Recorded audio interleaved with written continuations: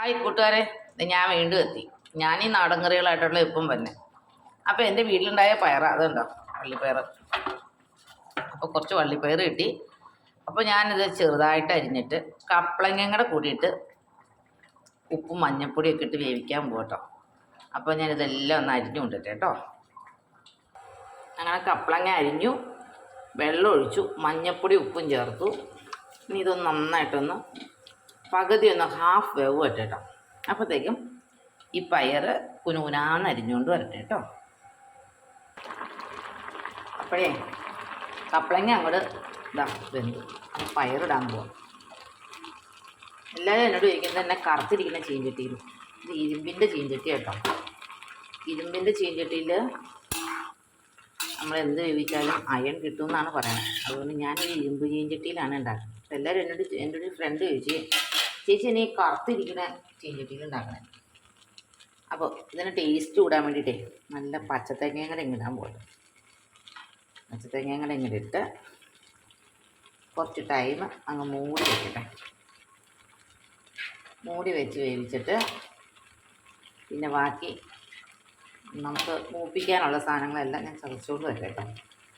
അപ്പോൾ സ്ലിമിലിട്ട് കാന്താരിമുളക്, ഇതാ ചുവന്നുള്ളി, വെളുത്തുള്ളി, കറിവേപ്പില.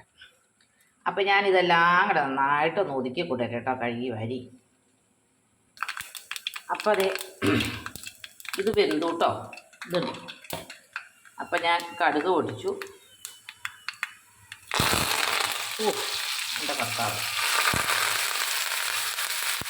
കറച്ചേലേ ഈ വെള്ളം ഉണ്ടാകും. അതാണ് അവസ്ഥയൊക്കെ.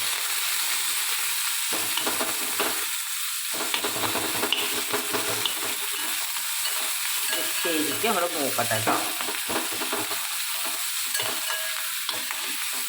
മൂത്ത് നല്ല മണം വരുമ്പോൾ വേണം നമുക്ക് ഈ വേവിച്ചത് അങ്ങോട്ട് ഇടാൻ. ഇതിൻ്റെ പകുതി ആട്ടം ഇടണുള്ളൂ.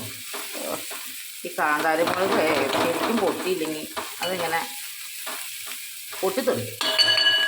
അപ്പോൾ അതൊന്ന് ഒന്ന് അടച്ചു വെക്കട്ടെ കേട്ടോ. അടച്ച് വെച്ചിട്ട് വേണം. അങ്ങനെ മൂത്തു പകുതി ആട്ടോ ഞാൻ ഉഴക്കണോളൂ. പകുതി എടുത്ത് വെക്കാൻ പോകും.